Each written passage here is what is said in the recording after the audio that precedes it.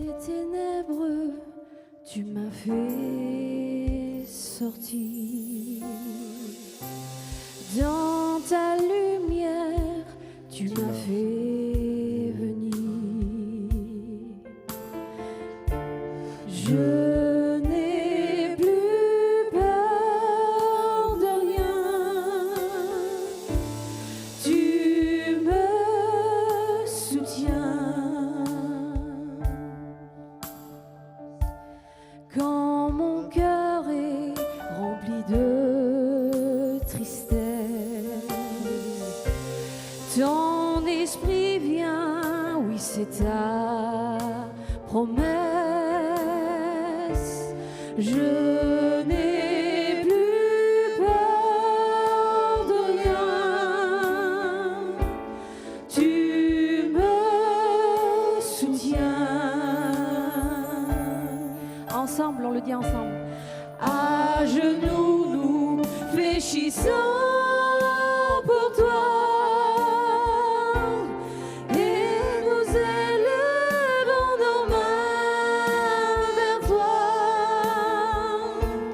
Nous ouvrons nos cœurs à toi, Seigneur.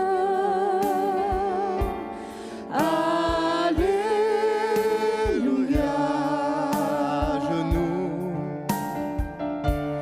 À genoux, nous fléchissons pour toi et nous élevons nos mains vers toi.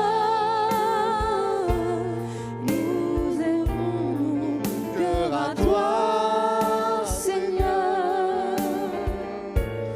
Alléluia. On le reprend ensemble, des ténèbres comme une prière. Des ténèbres, tu m'as fait sortir. Dans ta lumière, tu m'as fait venir. Je n'ai plus peur de rien. Tu me soutiens. Quand mon cœur est rempli de tristesse, ton esprit vient, oui c'est ta promesse. Je n'ai plus peur de rien. Tu me soutiens. À genoux, nous fléchissons pour toi et nous élevons nos mains vers toi. Nous ouvrons nos cœurs à toi, Seigneur.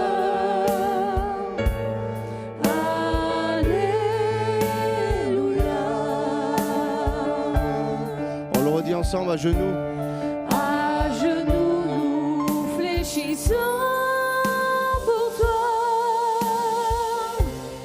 et nous élevons nos mains vers toi. Nous ouvrons nos cœurs à toi, Seigneur. Alléluia. Alléluia.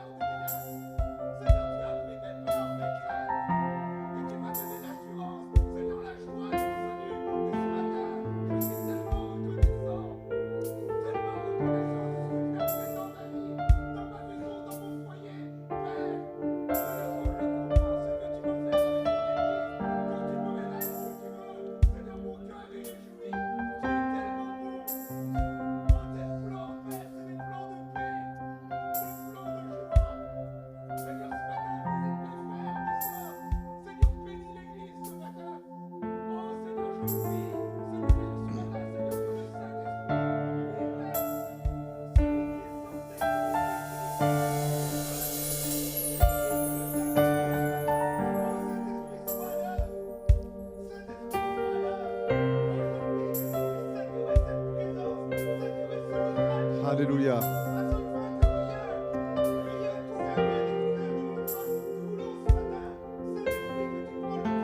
Alléluia. Au nom de Jésus.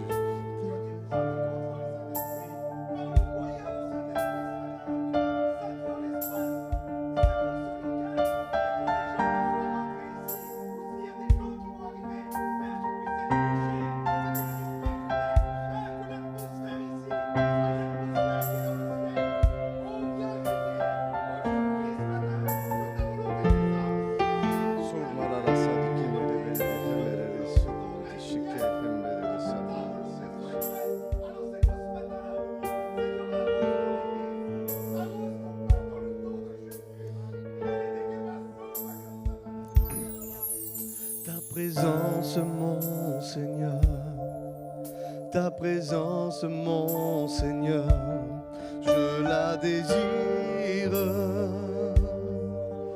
Ta présence, mon Seigneur, ta présence, mon Seigneur, je la désire.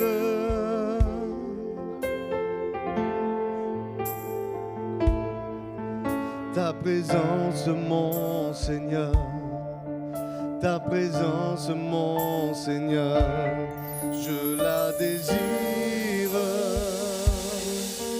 Ta présence, mon Seigneur, ta présence, mon Seigneur, je la désire.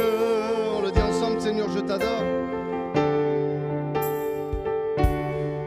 Oh Seigneur, je t'adore, même si je suis dans la tristesse. Seigneur, je t'adore, même si je passe dans le désert. Seigneur, je t'adore, tu es celui que mon cœur cherche. Je t'adore. Alléluia, Seigneur, je t'adore. Oh, Seigneur, je t'adore, même si je suis dans la tristesse. Seigneur, je t'adore, même si je passe par le désert. Seigneur, je t'adore, tu es celui que mon cœur cherche. Je t'adore. Ta présence, mon Seigneur, dis-le avec moi. Ta présence, mon Seigneur, je la désire.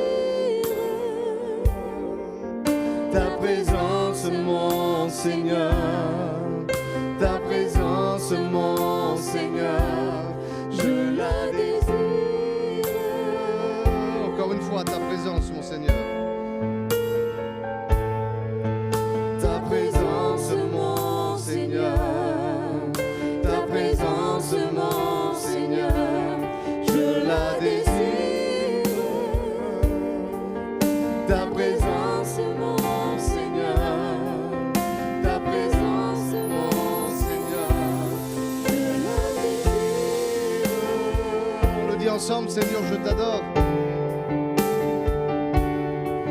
Seigneur, je t'adore, même si je suis dans la tristesse. Seigneur, je t'adore, même si je passe par le désert. Seigneur, je t'adore, tu es celui que mon cœur cherche.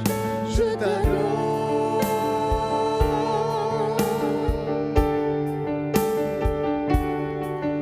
Seigneur, je t'adore, parce que je suis dans la tristesse.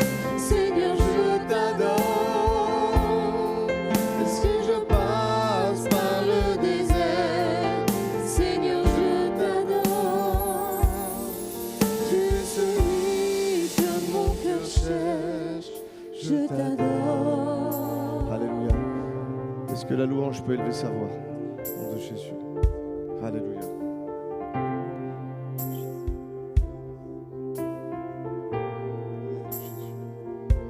Au nom de Jésus. Sombarara Au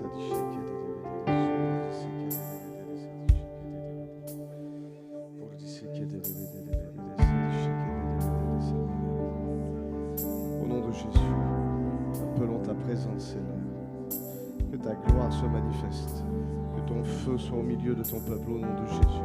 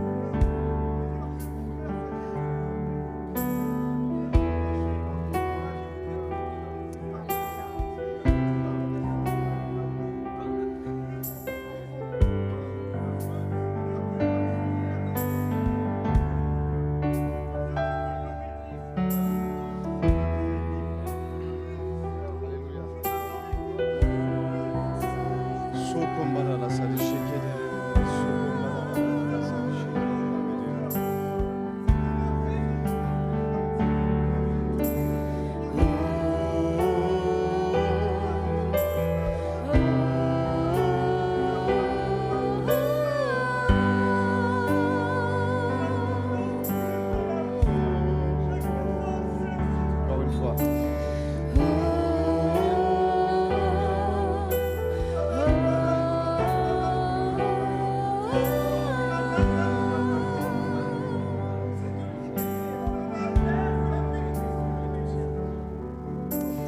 Ouvre ton ciel, nous voulons entendre ce chant céleste.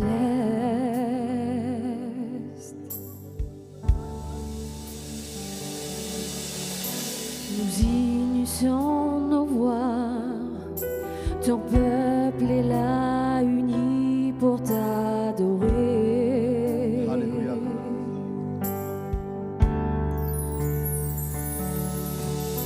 Le Saint-Esprit de Dieu descend de ton ciel et remplit ce lieu.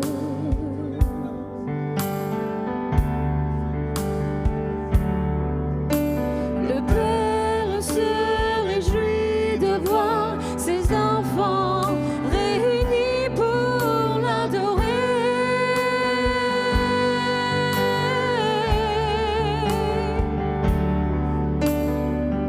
La terre te célèbre, le ciel t'adore, et tous nous chantons que tu es saint, Seigneur. La terre te célèbre, le ciel t'adore, et tous nous chantons que tu es saint, Seigneur.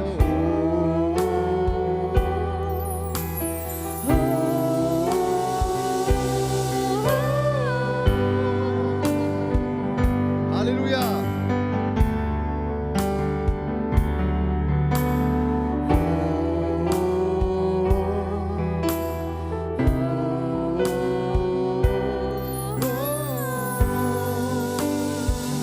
Comme une prière, on va lui dire ouvre ton ciel. Alléluia. Ouvre ton ciel, nous voulons entendre ce chant céleste.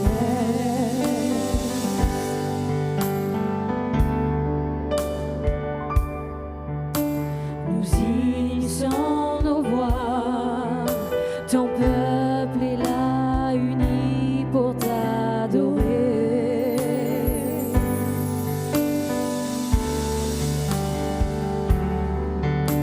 Le Saint-Esprit de Dieu descend de ton ciel et remplit ce lieu.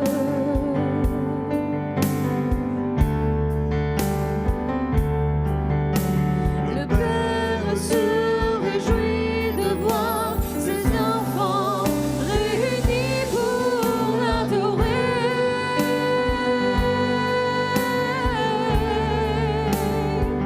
ensemble. La terre te célèbre, le ciel t'adore, et tous nous chantons que tu es saint, Seigneur.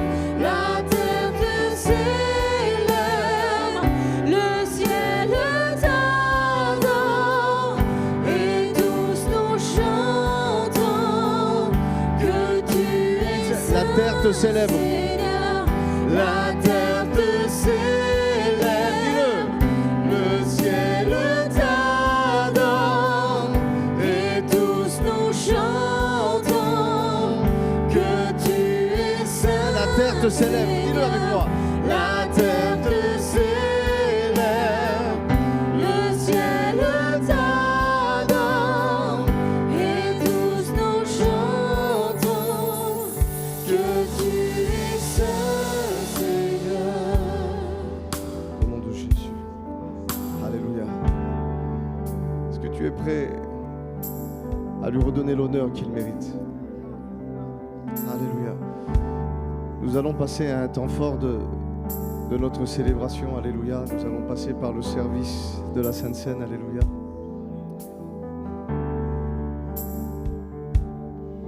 Je vous pose une question. C'est quoi la Sainte Seine?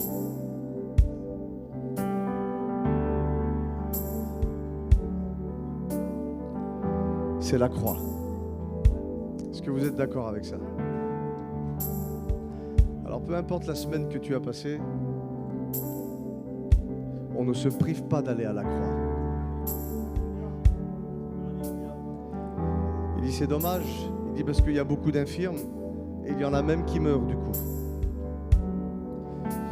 Parce que si on ne va pas à la croix, on ne trouve pas notre guérison et on demeure sous le jugement. N'oubliez pas que la Sainte Seine, ce n'est pas un jugement. Au contraire, quand on prend la Sainte Seine par la foi, on note le jugement du diable sur notre vie. Jésus l'a dit, Jean chapitre 3 verset 17, il dit « Je ne suis pas venu pour juger le monde parce qu'il est déjà jugé. » Il n'est pas venu amener des maladies parce que les maladies sont déjà là. Mais en prenant la Sainte Seine ce matin, que ce soit une maladie spirituelle, émotionnelle ou physique, ne reste pas dans ta position et prends justement ce pain et ce vin en signe de reconnaissance. Apprends à discerner le corps. Ne prends pas la Sainte Seine comme si c'était un simple repas. Ne prends pas cette Sainte Seine par coutume ou parce qu'il faut le faire. Ne prends pas la Sainte Seine parce que sinon tu as peur que les gens viennent te voir. Pourquoi tu ne l'as pas prise? Quel dommage de ne pas aller à la croix. Alléluia. Père, c'est avec action de grâce et de reconnaissance. Nous te disons merci Seigneur. Merci Seigneur pour ce privilège que tu nous fais encore de pouvoir participer Seigneur à tout ça. Seigneur, merci Seigneur parce que je déclare dans le nom de Jésus que ce matin des révélations nouvelles vont arriver. Que des personnes qui sont venues avec des blocages, avec des maladies en prenant la Sainte Seine, alléluia. Ce sont les plaquettes du Christ qui coulent en nous. C'est la vie divine qui coule en nous au nom de Jésus. Plus de traces de maladie, plus de traces d'oppression, plus de traces de malédiction. Alléluia au nom de Jésus. Et je demandais aux personnes qui ont été désignées de bien vouloir passer pour la Sainte Seine. Et si quelques-uns veulent élever leur voix, c'est le moment. Alléluia.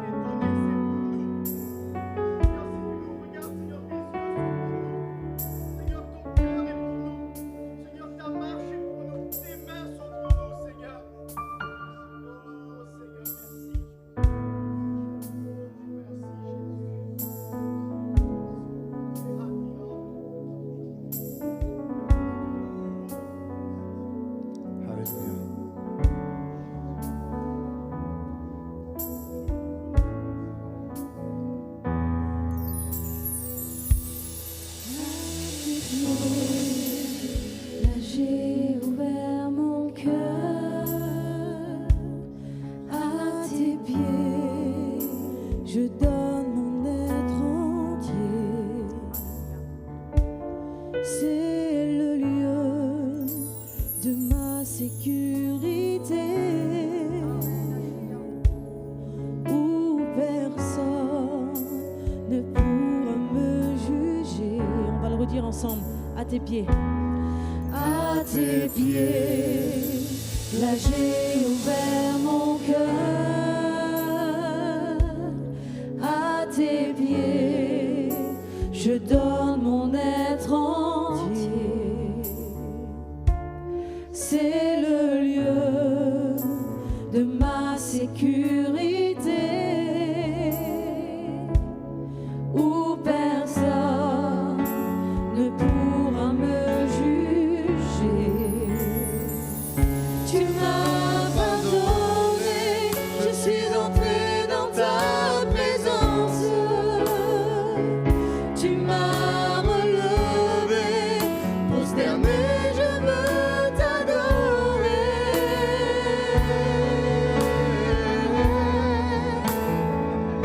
Il n'y a pas De lieu plus haut,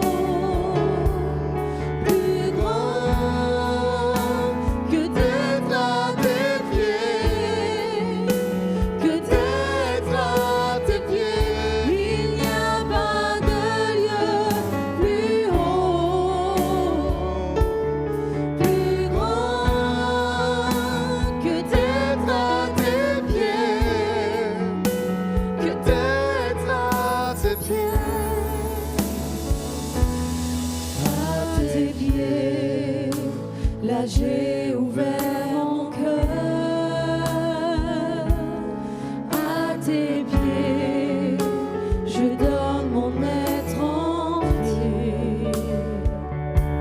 C'est le lieu de ma sécurité, où personne ne pourra me juger. Tu m'as pardonné, je suis entré dans ta présence. Tu m'as relevé, prosterné, je veux t'adorer.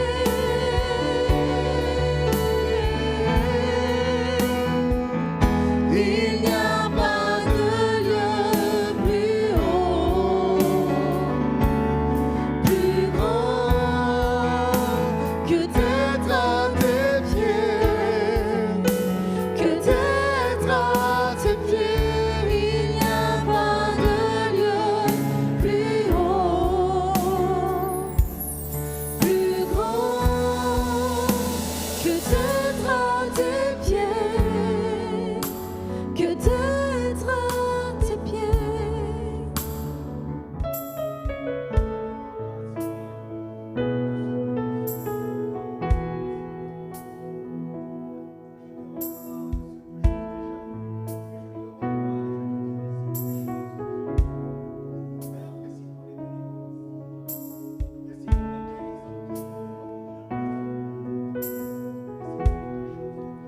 Alléluia. L'immensité de ta grandeur me montre que je ne suis rien. Mais quand tu façonnais la terre, j'étais déjà près de ton cœur.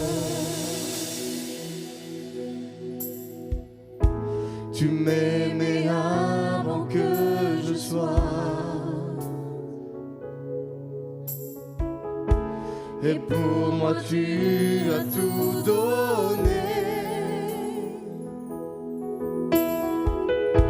Toi seul pouvais me libérer. C'est pourquoi je veux t'adorer. On le dit ensemble, Église. Toi seul est digne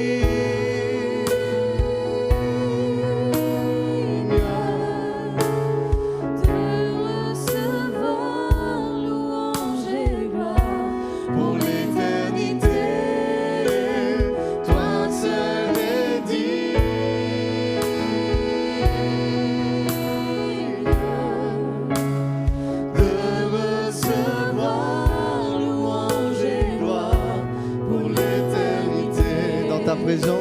me tiens. Dis-le avec moi. Dans ta présence, je me tiens. Car tu as ce dont j'ai besoin. La joie, la vie et le bonheur sont dans tes paris, mon sauveur. On se lève ensemble, Église. Toi seul est dit. Alléluia. Te recevoir, louange et gloire pour l'éternité. Toi seul est digne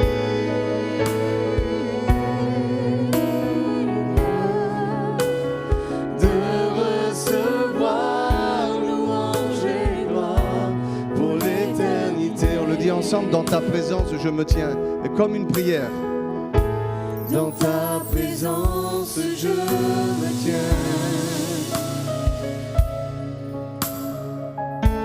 Car tu as ce dont j'ai besoin. Tu n'as besoin de rien d'autre. Alléluia. La joie, la vie et le bonheur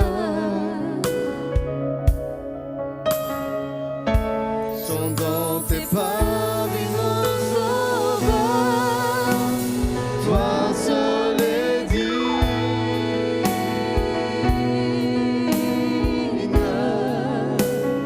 de recevoir, louange et gloire pour l'éternité. Toi seul est digne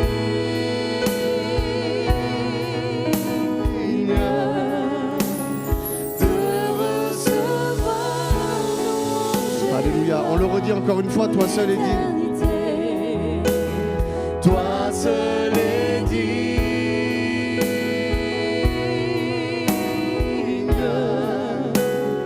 de recevoir, louange et gloire pour l'éternité.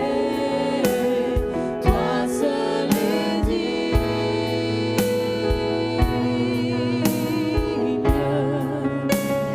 de recevoir. Alléluia. Jésus. On va le reprendre une dernière fois, toi seul est digne. Toi seul est digne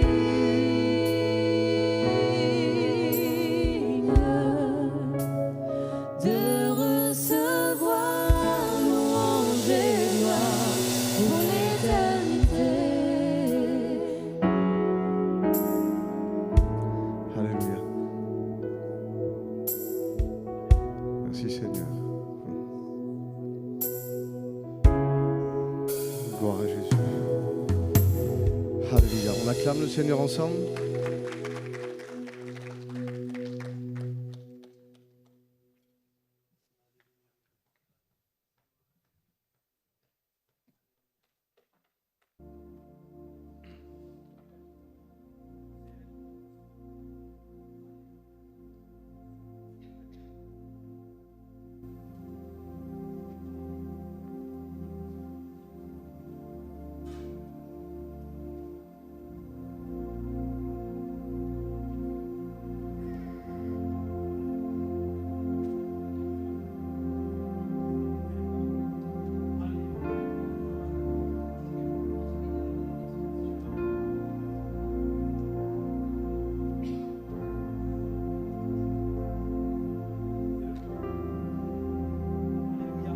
Est-ce qu'on prie, Seigneur, ensemble? On ferme nos yeux ensemble, s'il vous plaît. Seigneur, notre Père, je célèbre ton nom ce matin. Et je te dis déjà merci pour ce que mes yeux vont contempler. Merci de nous montrer, Père, ta gloire. Merci, Saint-Esprit, de prendre toute la place.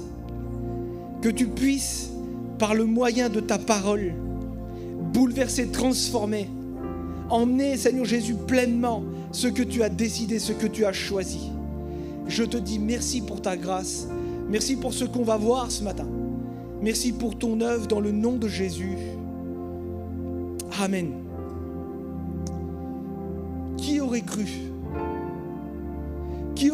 que un bébé sur une rivière allait passer presque 40 ans dans le royaume de Pharaon pour terminer libérateur d'Israël. Qui aurait cru? Qui aurait cru que Joseph le rêveur, celui que même ses frères voulaient tuer, qui aurait cru que ça aurait été le moyen que Dieu aurait choisi pour nourrir un peuple pendant la famine? Qui aurait cru que Gédéon allait être celui qui allait pouvoir libérer le peuple des Madianites? Qui aurait cru? Est-ce que vous pensez que Gédéon, au moment où dans Juge 6, que l'Éternel va se présenter à lui et que l'Éternel va lui dire que je suis avec toi, et il va même répondre à l'ange, il va dire: mais si tu serais avec moi, est-ce que je vivrais tout ça? Qui aurait cru? Même lui ne le croyait pas. Et ce matin, j'aimerais vous parler du potentiel. J'aimerais ce matin, ils avaient tous un point en commun, tous ces hommes avaient un point en commun, et ce point en commun, ils avaient tous un potentiel qu'ils avaient été choisis. Un potentiel interne, un potentiel avant la mission, un potentiel qui était à l'intérieur, un potentiel que même eux ne savaient pas. Le potentiel est quelque chose qu'on ne va même pas voir, même pas distinguer. Le potentiel est caché à l'intérieur de nous.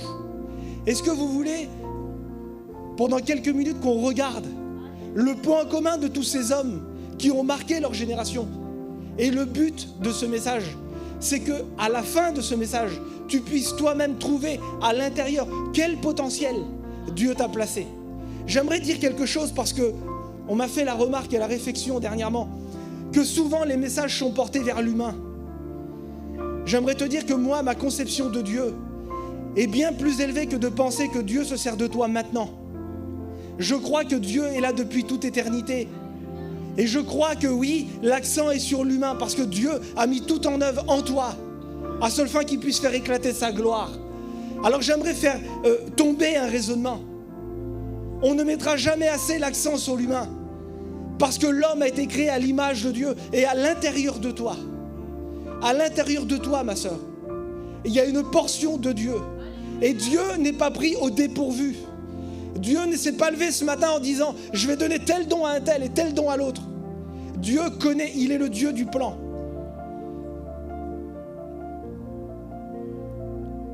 Je parlais avec un frère et qui m'a fait cette réflexion.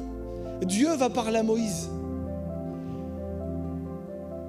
Et Dieu va dire, Moïse va poser cette question, il va dire, mais si on me demande qui tu es?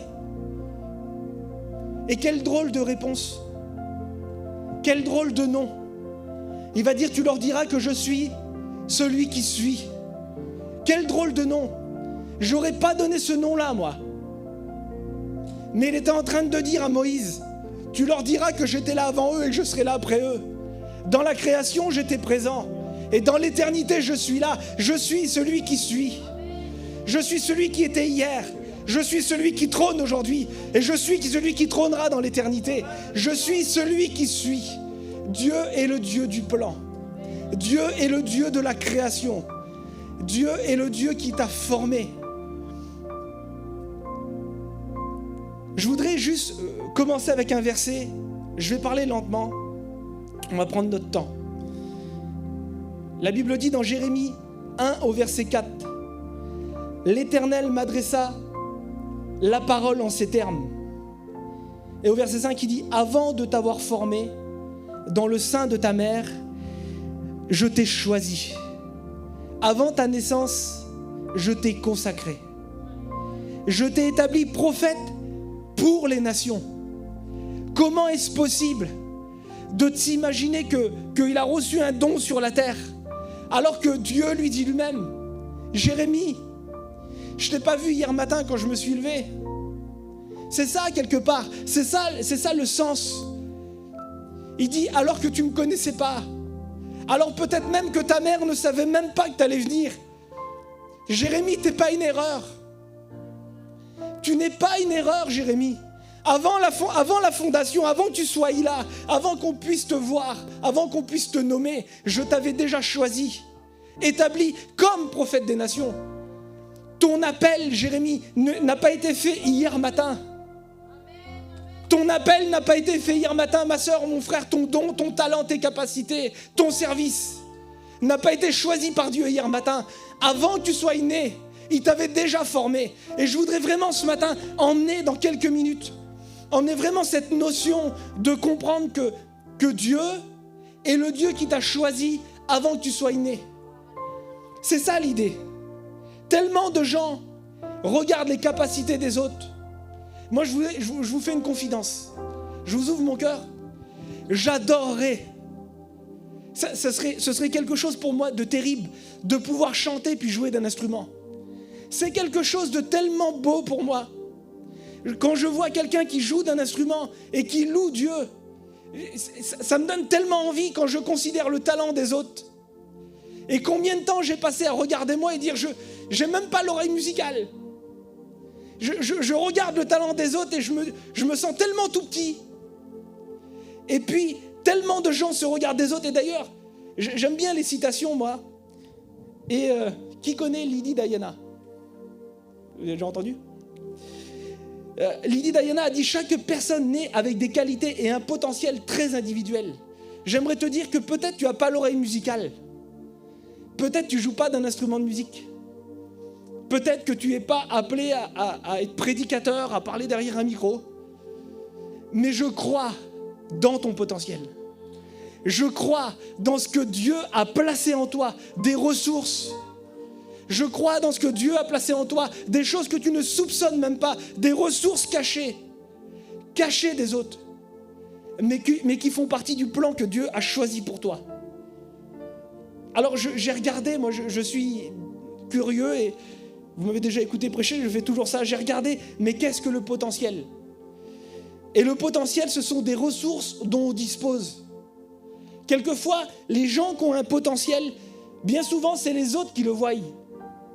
On dit, ah lui, il a du potentiel, tu peux être tout petit. Et on dit sur un tout petit, quelquefois, il a du potentiel. Quelle éloquence quand il parle, il a du potentiel. Imaginez-vous qu'est-ce qu'on pourrait faire avec son potentiel. Et bien souvent, la vérité, c'est que les autres voient du potentiel en nous, alors que nous, on ne le discerne même pas. Le potentiel, c'est la capacité qui est en nous. Et puis, un homme célèbre, Albert Einstein, a dit, si nous jugions les capacités à un poisson en grimpant dans un arbre, eh ben le poisson, toute sa vie, va dire qu'il est incompétent. On a tous en nous un potentiel. Et puis j'aimerais vous parler d'un témoignage que j'ai entendu, un témoignage qui m'a plu, un témoignage qui m'a parlé. C'est le témoignage d'un pasteur. C'est un pasteur qui va pendant presque 15 ans exercer dans son ministère en ignorant lui-même. Il y avait un temps où il n'analysait pas ce que Dieu réellement avait déposé en lui. Il était dans l'exercice. Un homme qui s'est converti, il a reçu le baptême du Saint-Esprit à 10 ans. Un appel à prêcher l'évangile à 15 ans. Un baptême à 16 ans. Un mariage à 18 ans. Il semblerait que cet homme-là, tout s'est fait très, très, très rapidement. Très rapidement à rentrer dans ce que Dieu voulait en partie. Et puis, il va commencer un ministère. Et comme beaucoup de ministères, un ministère béni. Un ministère où on voit du fruit. Et puis, il va même le témoigner lui-même. Pas besoin d'attendre pour voir du fruit. Il y avait des choses qui se passaient. Et puis, beaucoup de gens qui le côtoyaient, qui venaient à sa rencontre, étaient transformés, changés. Il y avait quelque chose comme un encouragement, des gens qui pensaient d'une direction, et quand ils venaient à cette rencontre-là, il y avait un encouragement, il y avait des nouvelles perspectives qui s'ouvraient.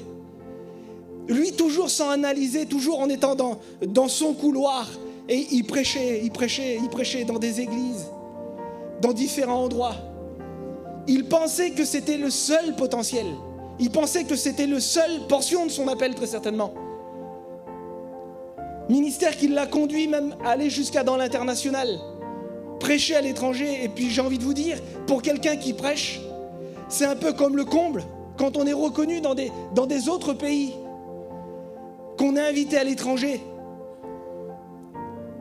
Et puis il s'est rendu compte bien plus tard que pendant son ministère, toutes les fois où il offrait une Bible à quelqu'un, et ben cette personne devenait pasteur à son tour.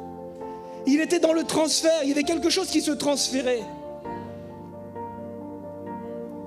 Et puis un jour particulier, alors qu'il a un ministère tellement actif, il fait des réunions tous les jours, et même à l'international, les responsables de son mouvement vont venir vers lui, ils vont lui dire « Il faut que tu t'arrêtes.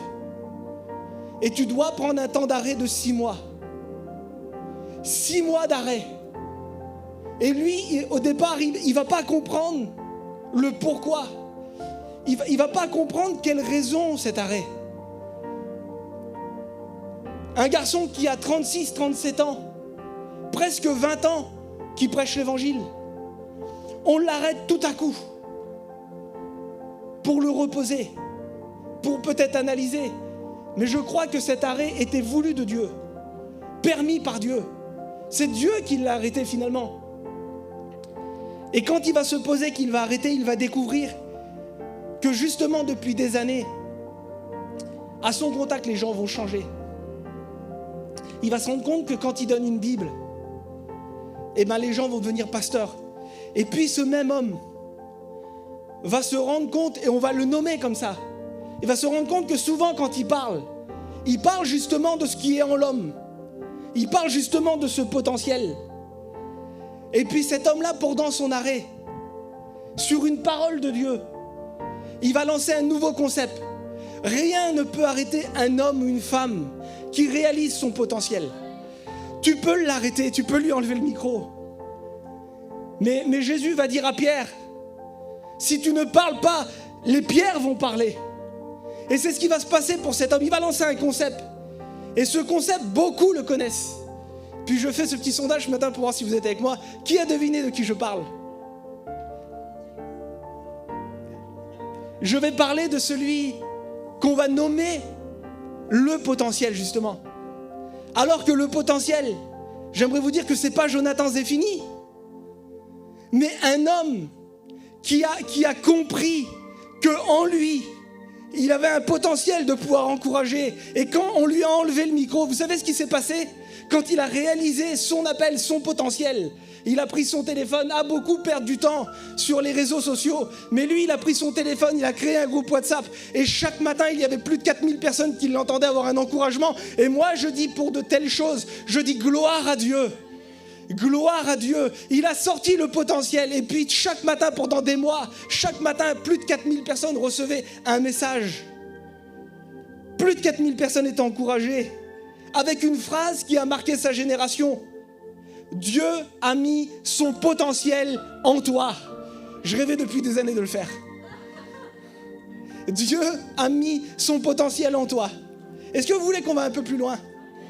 Vous savez, je vais vous dire, j'ouvre mon cœur ici, je suis chez moi, je suis à la maison. Ce message-là, il me suit depuis le mois de février. J'attendais impatiemment de pouvoir le délivrer. Il me suit. Et plus je considère, parce que ce message, il n'est pas de moi. Parce que si je regarde mon potentiel, j'ai l'impression qu'il n'est pas si élevé que ça. Mais plus je le considère, ce message, et plus que je vous regarde à vous, plus que je regarde les gens autour de moi, et plus que je me rends compte, Seigneur, tu as tellement misé. Tu as tellement mis. Je vois tellement de qualités en vous, et plus je comprends que c'est Dieu qui est l'auteur des qualités, plus je considère vos qualités, et plus je vois Dieu qui est grand. Il est celui qui est infiniment grand. Il est celui qui a dit à Moïse, je suis celui qui suis. Et dans ma vie, j'aimerais tellement vous encourager ce matin à ce que vous réalisez que celui que vous croyez, celui que vous aimez, c'est celui qui est. Est-ce qu'il est comme ça dans ta vie? Je vais vous citer le titre ce matin. Le titre, je dis merci à Laetitia pour les slides. Le titre de ce message, c'est « Quand la puissance rencontre notre potentiel ». il y a une puissance. C'est le titre d'un livre qu'un homme a fait. Cet homme s'appelle T.D. Jakes. Et ce titre m'a tellement parlé. J'ai trouvé même pas bon de le modifier ou quoi que ce soit. Je le donne tel qu'il est. Ce titre m'a tellement parlé. Quand la puissance de Dieu rencontre notre potentiel, quand il rencontre ton potentiel. Puis je te pose une question ce matin et après on va voir quelques hommes. Est-ce que tu as déjà réalisé ton potentiel? Est-ce que tu arrives, et si je te poserais la question ce matin, est-ce que tu saurais déterminer le potentiel que Dieu a placé en toi? J'aimerais vous dire, je vais vous mettre la slide numéro 1. Notre potentiel est le terreau où la puissance de Dieu peut croître et s'épanouir. Ton potentiel, le terreau, c'est ce qui va donner toutes les vitamines à la plante. J'aimerais te dire que si la puissance de Dieu sur la terre n'atterrit pas sur un potentiel, ça ne sert à rien. Peut-être que ça va choquer ce matin, mais il a plu à Dieu d'utiliser les hommes. Et si vous n'êtes pas d'accord avec ce principe, demandez à Dieu pourquoi ça lui a plu. Mais réellement, on est le terreau, on est la terre, on est la bonne terre auquel Dieu va venir planter. Et il faut que la puissance de Dieu vienne percuter ton terreau, ta terre, pour que tu puisses porter du fruit. Et puis, j'ai 2 grands points, on va parler de 2 hommes ce matin. Le premier homme que j'aimerais vous parler de David. Et mon premier point, c'est David de berger à roi. Et puis, en sous-point, j'ai noté ça. Mais si on regarde David, c'est quoi son potentiel? Je voudrais vraiment vous donner des illustrations. Il n'y a pas de théologie ce matin. J'aimerais vraiment vous donner des illustrations sur du vécu, de ce qu'on peut regarder à travers. Et puis j'ai même posé des questions à des copains pour demander qu'est-ce qui a défini David avant d'être roi. Parce que souvent on se sent tellement petit. Qu'est-ce qui l'a défini? Celui que même quand il y a eu un repas chez lui, son père ne l'a même pas invité. Qu'est-ce qui a défini ce David?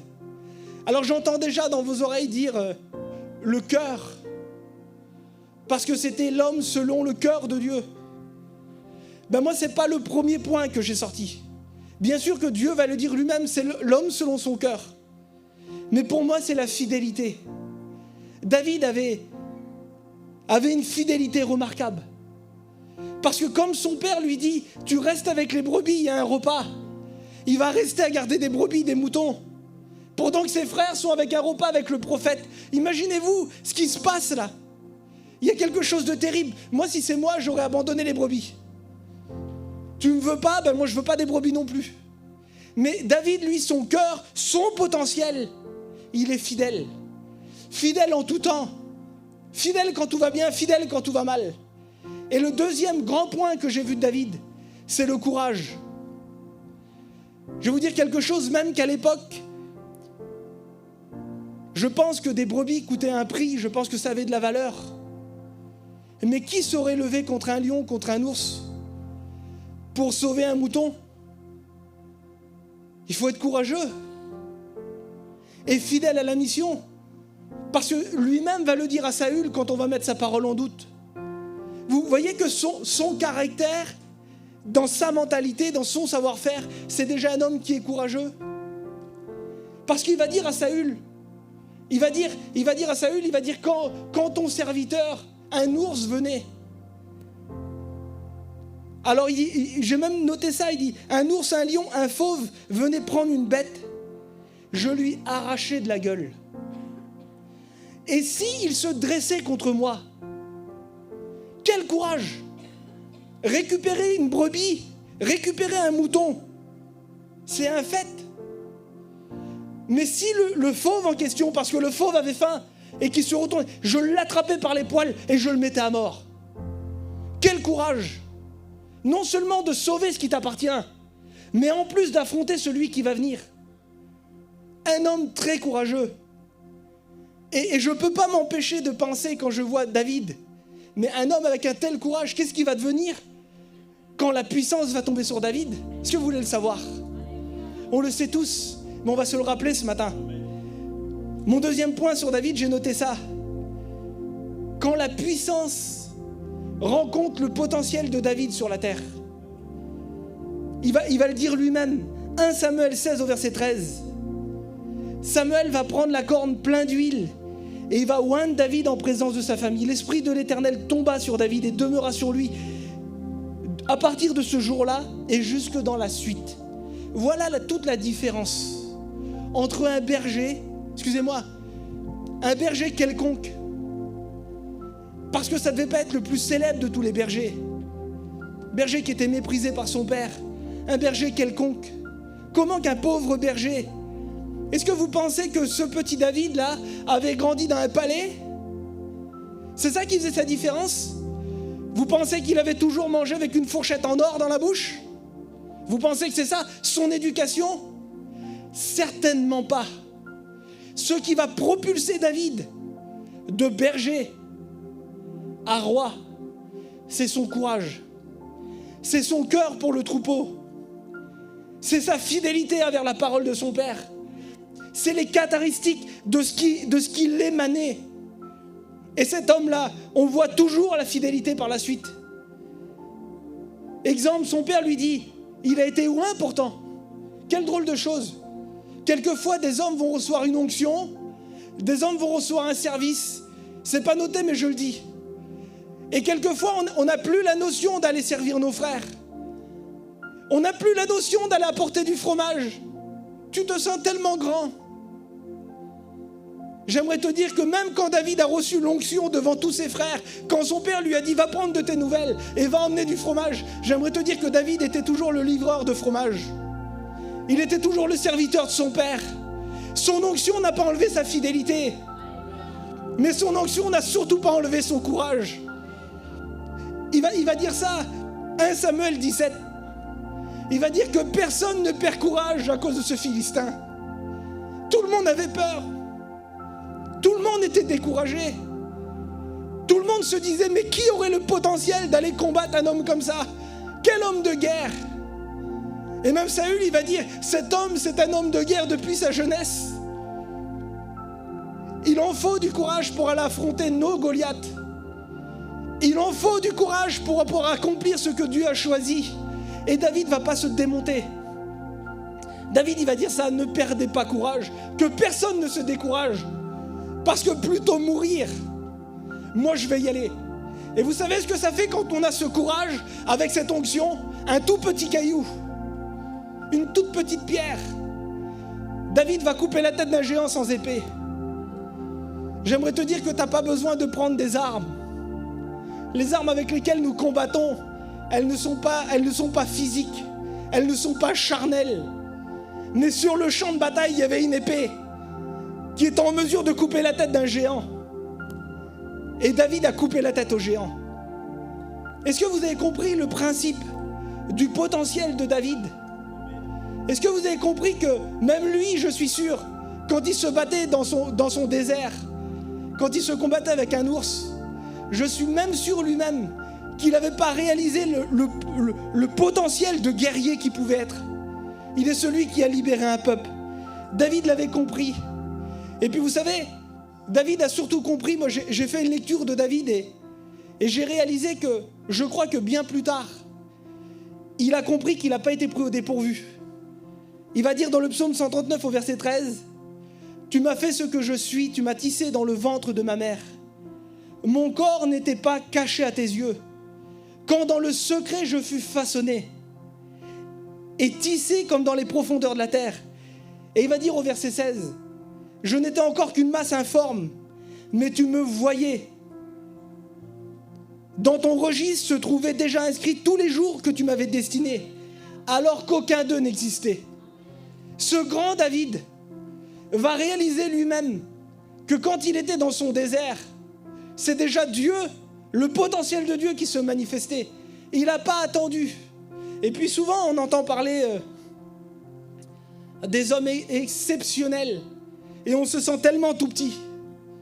J'ai trois exemples. On va prendre un peu plus de temps, c'est pas grave. J'ai 3 exemples. Je voudrais ce matin que Nikita vienne nous donner son témoignage de son potentiel. Alléluia.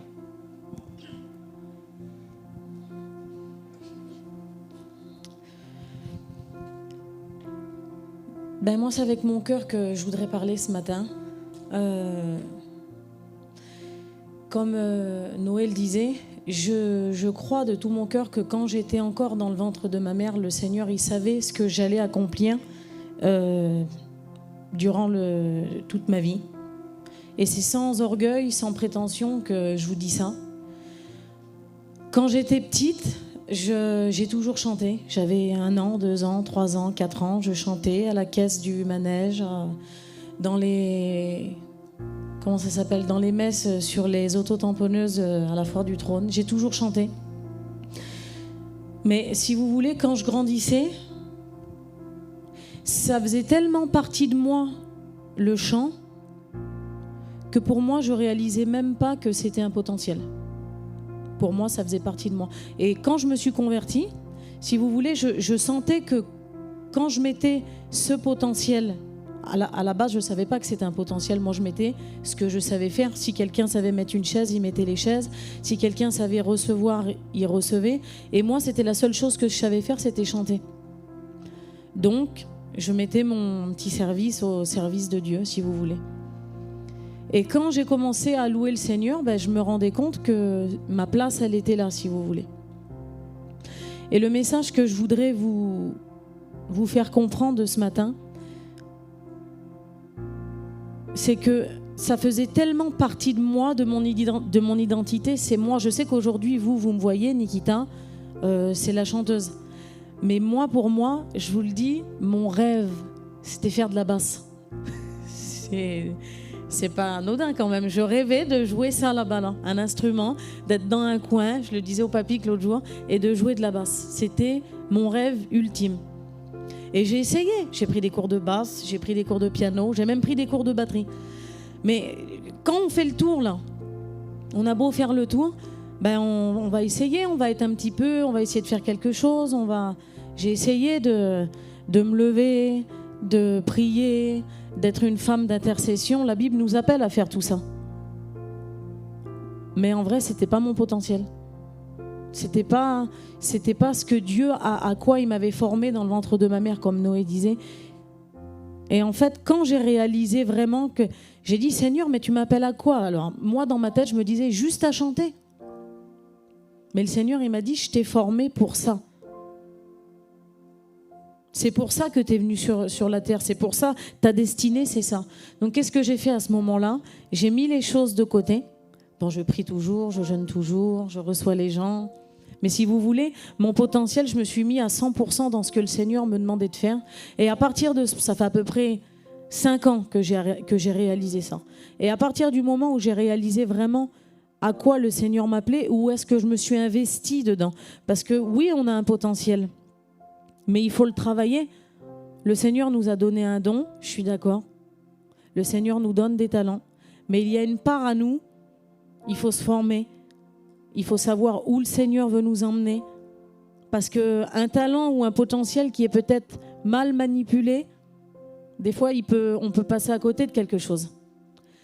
Et moi, je vous encourage ce matin, le potentiel que tu as, que Dieu t'a donné, tu sais très bien au fond de toi ce que c'est. Le talent que Dieu t'a donné, tu sais très bien au fond de toi ce que c'est. Alors moi, le petit message que je voudrais faire passer ce matin à travers de mon témoignage, c'est ne cherche pas à vouloir faire autre chose. Oui, on a des désirs. Moi, je vous dis, c'était la basse. Je meurs, mon cœur, dès qu'il y a quelqu'un qui prend la basse, je meurs. Mais le Seigneur, il ne m'a pas appelé à ça. Il m'a appelé à mener la louange et voilà, à faire ça. Donc, c'est vraiment ce que... Investis-toi dans ton talent. Investis-toi dans le potentiel que Dieu t'a donné. Forme-toi, fais des formations. Connecte-toi avec des gens qui peuvent t'attirer vers le haut. Voilà, que Dieu vous bénisse. Alléluia. Est-ce qu'on acclame Jésus ? Alléluia. J'aimerais vous dire quelque chose. J'ai un téléphone dans la main et il y a un logiciel à l'intérieur. Et le logiciel en question est capable de recevoir n'importe quelle application. Même des applications que j'en ai même pas encore l'utilité. Que peut-être dans la suite ça va me servir. Et avant que Nikita naisse, Dieu avait déjà placé des cordes vocales. Et puis il s'est dit, avant que Nikita soit au monde, quand elle était encore petite, alors que très certainement les grands lui dire « Nikita, tais-toi ! Nikita, tais-toi ! Arrête de chanter, tu me fatigues ! Pose le micro, éteins le micro !» Combien de fois elle a dû entendre ça ? Alors que de l'autre côté, Dieu était en train de travailler ses cordes vocales pour pouvoir arroser son peuple. Est-ce que vous le croyez ? C'est ce que je crois. Je crois dans ce que Dieu a préparé d'avance. Des œuvres à seule fin que nous les pratiquions. Et moi, ma vision de Dieu, c'est un Dieu qui est tellement grand, tellement suffisant, tellement capable. Il ne s'est pas décidé hier matin d'appeler Nikita. Quand elle était enfant, c'était déjà une chanteuse. Mais elle avait une place à prendre, à trouver.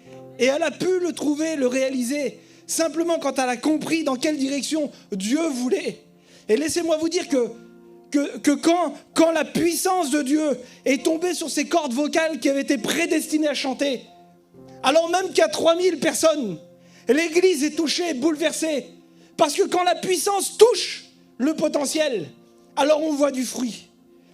Je voudrais vous parler d'un dernier homme pour faire un peu vite. Le dernier que j'ai vu, un potentiel extraordinaire, mais un potentiel mal orienté, c'est Paul, le grand apôtre Paul. De religieux à homme de la révélation. Un homme avec un potentiel extraordinaire. Et même, je dirais même que au départ de sa vie, son potentiel mal orienté a traumatisé les gens. Paul, j'ai regardé comment décrire ce Saul de Tarse. Comment le décrire, ce grand Paul ? J'ai un copain dernièrement qui disait que il parlait de Paul et il disait que il comparait sa foi avec celle-ci de Paul et il mettait tellement Paul haut et il se sentait tellement tout petit par rapport à Paul. Moi, je crois que Paul, pendant les jours de sa vie, accomplit les desseins de l'Éternel. Et je crois que Paul, avant qu'il soit Paul, il était Saul et il était déjà choisi par Dieu. Et qu'est-ce qui pourrait définir Paul ou Saul de Tarse ? Moi, j'ai regardé et j'ai noté ça. La détermination. Un homme déterminé. Vous savez, je voudrais vous dire, on peut être déterminé dans l'erreur, mais être sincère dans l'erreur. On peut être dans l'erreur, mais sincèrement dans l'erreur. C'est ce qui s'est passé pour Paul. Paul, comme il parle de lui aux Galates, il va dire le fanatique, le zélé. Quel drôle de critère pour un homme. Un fanatique, un zélé, un déterminé. La religion, à lui, elle l'avait convaincu. Elle l'avait tellement convaincu, la religion. Imaginez-vous la détermination. Acte 8, il approuve le meurtre d'Étienne. Acte 9, Paul respirait encore la menace et le meurtre. Acte 22, il dit lui-même sur lui. Il dit « J'ai persécuté à mort cette doctrine en mettant en prison hommes et femmes. » Acte 26, il parle de lui. Il dit « Ma vie, dans les premiers temps de ma jeunesse, est connue de tous les Juifs, puisqu'elle s'est passée à Jérusalem. » En fait, il est en train de dire, Paul, que... Il est en train de dire ça, Paul. Il est en train de dire, mais j'étais déterminé. Et puis tout le monde qui sont ici pourrait le témoigner. Vous savez combien de fois on va mettre des gens sur des échelles. Mais Paul était déterminé. Il avait reçu une mauvaise vision. Il avait reçu une religion. Et il allait au bout des choses. Mais quand Paul, je dis alléluia, quand Paul reçoit la puissance, quand la puissance de Dieu tombe sur sa détermination, acte 9, vous savez, Paul, à ce moment-là, Saul de Tarse a une lettre et il va faire mettre à mort tous les gens qui sont à Damas. Et tout le monde connaît cette conversion, tout le monde connaît quand la puissance tombe. J'ai pris soin de noter qu'il y a vraiment un avant et un après. Et ce qui va déterminer ta vie, mon frère, ma sœur, toi, c'est quand tu vas réaliser que Dieu va mettre le doigt sur ton potentiel et quand la puissance va rentrer dans ton potentiel. C'est ce qui va se passer pour Paul. Il est en marche sur le chemin. Et quand il est en marche sur le chemin, il va arriver sur le chemin et il va être touché. Il va être touché, Paul. Et quand il va être touché, Dieu va envoyer un homme, Ananias, pour prier pour lui, mais il a peur, Ananias. Et Dieu va dire à Ananias, il prie. il a cette rencontre, il a rencontré Dieu. Et il va mettre sa détermination au service de la vérité. Paul, le déterminé, va se placer au service du Dieu très haut et au service de la vérité. Et vous savez ce que ça fait quand on place, ma tablette elle déconne, quand on place notre potentiel au service de la vérité. Excusez-moi.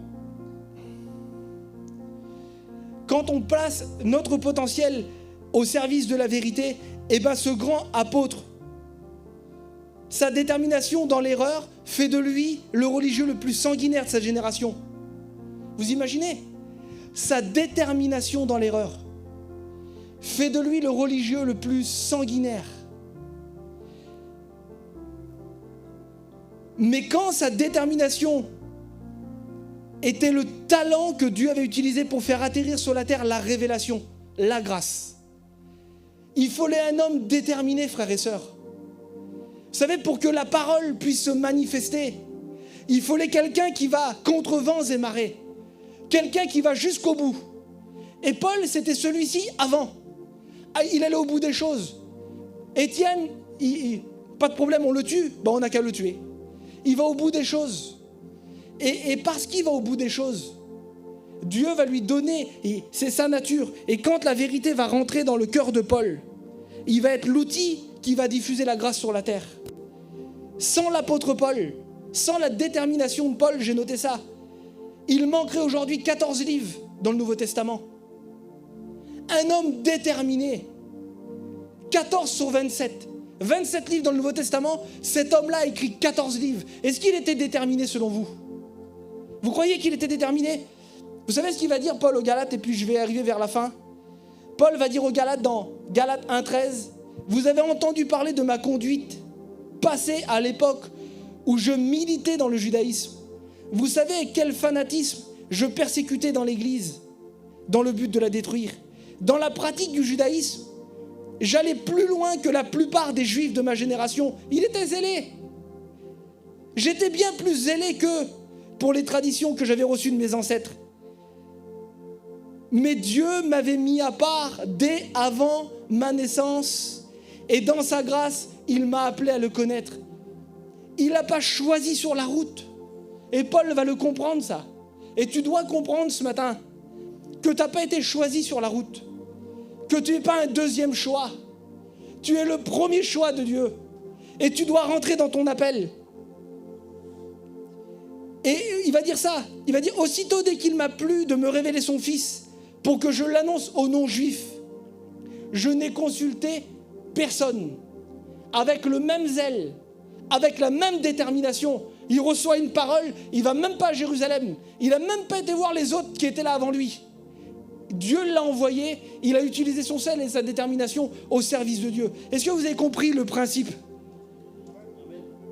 Et je voudrais mettre cette slide là. Lorsque nous réalisons notre potentiel, Dieu déploie sa puissance à travers nous. Il faut que tu réalises, mon frère, ma sœur, c'est quand tu vas réaliser ton potentiel que Dieu va pouvoir déployer. Et puis, j'ai mis une affiche qui va vraiment déterminer ce que je veux vous dire. C'est le puzzle. J'aimerais vous dire que, qui a déjà fait un puzzle ? Beaucoup, hein ? Moi, j'ai déjà fait un puzzle. Je ne suis pas très patient, mais j'ai déjà fait un puzzle. Vous savez, le principe du puzzle, il y a une boîte, imaginez, avec 1000 puzzles. Et dans les 1000 puzzles, les 1000 pièces que vous avez là, chaque pièce a une place unique. Il est impossible d'achever un puzzle si on n'a pas mis toutes les pièces à la bonne place. Et j'aimerais vous dire que quand on essaye, qui a déjà essayé de mettre une pièce qui ressemble, mais pas à la bonne place ? J'aimerais vous dire que quand on essaye, et dans la vie c'est pareil, dans l'église c'est pareil, par rapport à ton potentiel c'est pareil. Quand on essaie de mettre une pièce, peut-être qu'elle ressemble, peut-être que les couleurs se ressemblent. Mais si tu n'es pas à la bonne place, tu vas blesser les autres et tu vas te blesser toi-même. Si tu n'es pas dans ton potentiel, tu vas abîmer les autres et tu vas t'abîmer toi-même et tu vas te fatiguer. Puis vous savez, on fait tous pareil quand on fait un puzzle, il n'y a pas 50 méthodes. On doit déjà rassembler les pièces par couleur, ceux qui nous ressemblent. Et je crois que dans la recherche de ton potentiel, tu dois faire comme ça. Tu dois déjà chercher en toi ce qui te ressemble. On met d'abord les pièces qui sont droites sur les côtés. Parce qu'on se dit, il n'y a pas le choix, c'est la fin. Ils vont sur un côté. Et si vous avez du sable, alors on réunit toutes les pièces de sable. Mais ce n'est pas parce que tu as été réuni avec des gens qui te ressemblent que tu as trouvé finalement ta vraie place. Puis j'aimerais vous dire quelque chose, il y a une leçon dans le puzzle. Et puis je crois que chaque personne qui est là ce matin, j'aimerais que vous réalisez ça. Le risque de ne pas prendre sa place, c'est aussi d'empêcher les autres qui vont venir après vous de trouver leur place. Parce que j'aimerais vous dire que on a été placé sur la terre. Et dans le plan, c'est Dieu, le Dieu du plan. C'est lui qui a fait ses desseins. Et j'aimerais vous dire que chaque personne doit trouver leur potentiel pour un but, à les donner à l'autre qui vient après nous. À les donner à ma sœur la forme. Et si je ne me mets pas à ma place, le puzzle sera toujours pas terminé. Et même si 999 pièces sont posées, il y aura toujours un trou. Et il ne sera pas bien. Il faut que tu trouves ta place. Toujours, il y a plusieurs pièces, mais il y a une seule place. J'aimerais vous dire que toutes les pièces ne sont pas la même couleur. Toutes les pièces n'ont pas la même forme. Mais tous les puzzles ont le même but. Toutes les pièces du puzzle ont le même but. Accomplir le dessein. Tu n'as peut-être pas le même caractère, tu n'as pas la même mentalité, pas les mêmes capacités, pas le même appel. Mais tu es une pièce. Et dans le plan de Dieu, tu dois prendre ta place. Tu dois réaliser que tu as une place et que tu es aimé de Dieu. Je voudrais parler à celui qui se sent incompétent, qui se sent tout petit. Si tu ne prends pas ta place aujourd'hui, il y aura un manque dans le plan. Tu dois te mettre à ta place. Et puis j'aimerais vous dire juste ça pour terminer, parce que j'ai déjà beaucoup parlé. Il y a deux types de dons. Il y a le don qu'il faut aspirer, celui qu'on fait quand Nikita parle de la base. Le don que tu recevras pendant les jours de ta vie, ce sont le don qui fait partie de ta destinée. Ça, c'est les dons qu'on va aspirer aux dons les meilleurs. Mais j'aimerais te dire qu'il y a le potentiel. C'est un autre type de capacité. Et le potentiel, ce sont les capacités que tu as reçues à ta naissance. De limiter Dieu à aujourd'hui, c'est de limiter Dieu que Dieu ne te connaissait pas hier. Je crois que Dieu t'a formé hier. Vous ne trouverez jamais vraiment votre but si vous ne réalisez pas votre potentiel. C'est en réalisant vos qualités, aussi vos défauts, mais réalisez ce que Dieu a mis en vous, que vous allez comprendre votre place. Notre potentiel atteint sa plénitude lorsque nous nous alignons avec la puissance divine de Dieu. Tu veux pouvoir grandir, tu veux que ton potentiel grandisse, alors aligne ton potentiel à la volonté de Dieu. J'aimerais que la louange vienne et puis on va commencer à prier.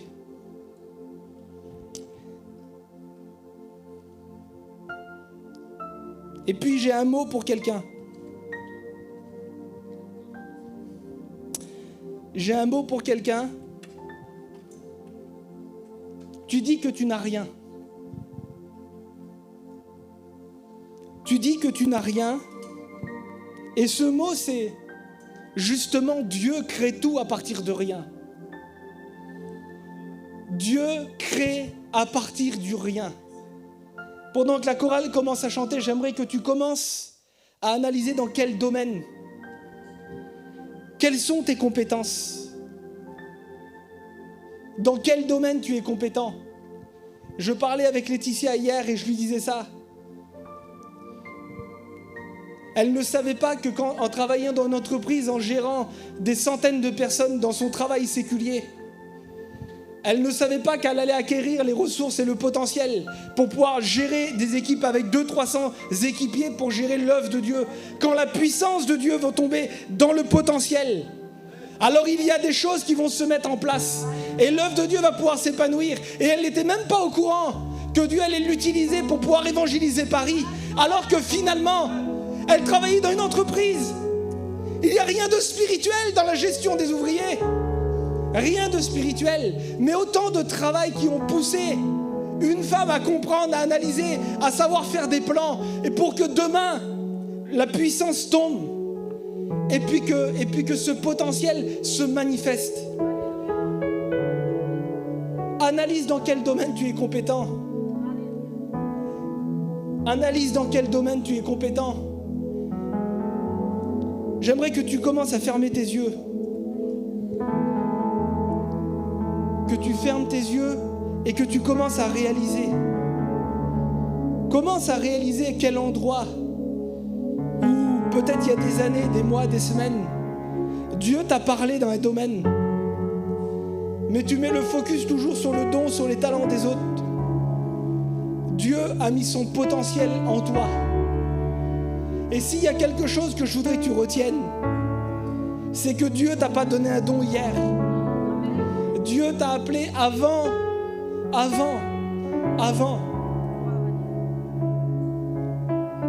Le temps d'un cantique.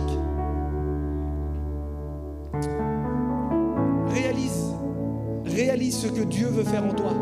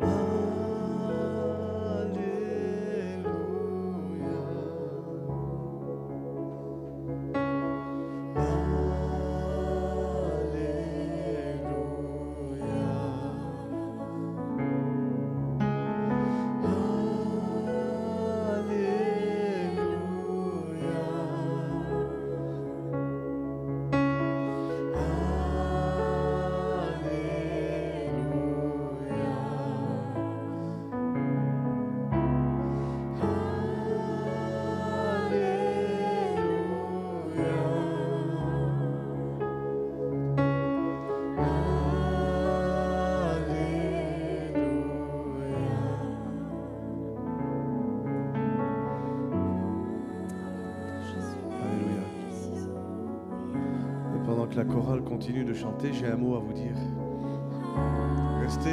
Restez concentrés. Il y a des personnes ici ce matin.